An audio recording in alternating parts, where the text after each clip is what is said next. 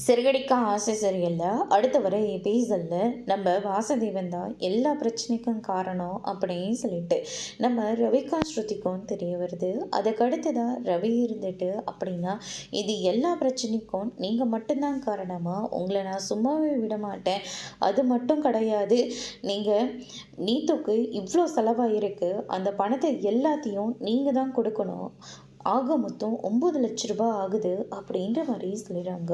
உங்கள் பொண்ணு நல்லா வாழணும்னு நீங்கள் ஆசைப்பட்டீங்கன்னா அவளுக்கு நல்ல புத்திமதியை சொல்லி வீட்டுக்கு அனுப்பி விடுங்க.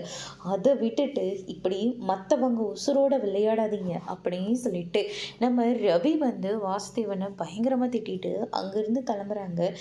ஆல்ரெடி நம்ம முத்தி இருந்துட்டு ரவி ஒரு பக்கம் இப்படியெல்லாம் நடந்துக்கிறானே, இன்னொரு பக்கம் நம்ம அருணோட அம்மா சாவுக்கு காரணம் ஒரு விதத்தில் நம்ம தான் நினச்சிக்கிட்டு முத்து வந்து ரொம்பவே வருத்தத்தோடு இருக்காங்க. அதுக்கு அடுத்ததாக வந்து பார்த்திங்கன்னா அருண் இருந்துட்டு நான் இதுக்கு மேலே பொறுமையாக இருக்க மாட்டேன் சீதா, ஏற்கனவே உன் அக்கா புருஷன்னு சொல்லிட்டு முத்து பண்ணுற எல்லா தப்பையும் நான் சகிச்சுக்கிட்டு போனேன். ஆனால் இன்னைக்கு என் அம்மா உசுரோடையே இல்லை, எல்லாத்துக்கும் காரணம் அந்த முத்து தான். அந்த முத்துவை நான் சும்மாவே விட மாட்டேன் அப்படின்ற மாதிரி சொல்லிக்கிட்டு இருக்காங்க. மாப்பிள்ள கொஞ்சம் பொறுமையாக இருங்க அப்படின்னு சொல்லிட்டு நம்ம சந்திரா எல்லாருமே சொல்லிக்கிட்டு இருக்காங்க. 2 பொண்ணுங்களும் என்னுடைய பொண்ணுங்க, அவங்க 2 பேர் ரொம்ப நல்லா இருக்கும்னு தான் ஆசைப்பட்டேன். சம்பந்திக்கு நடந்தது எதிர்பாராத ஒரு விபரீதம், ஆனால் இப்போ இருக்கிறவங்கள நம்ம கஷ்டப்படுத்தக்கூடாது அப்படின்ற மாதிரி சொல்லிக்கிட்டு இருக்காங்க. அதோட இன்னைக்கான ப்ரோமோ முடிச்சிருக்காங்க.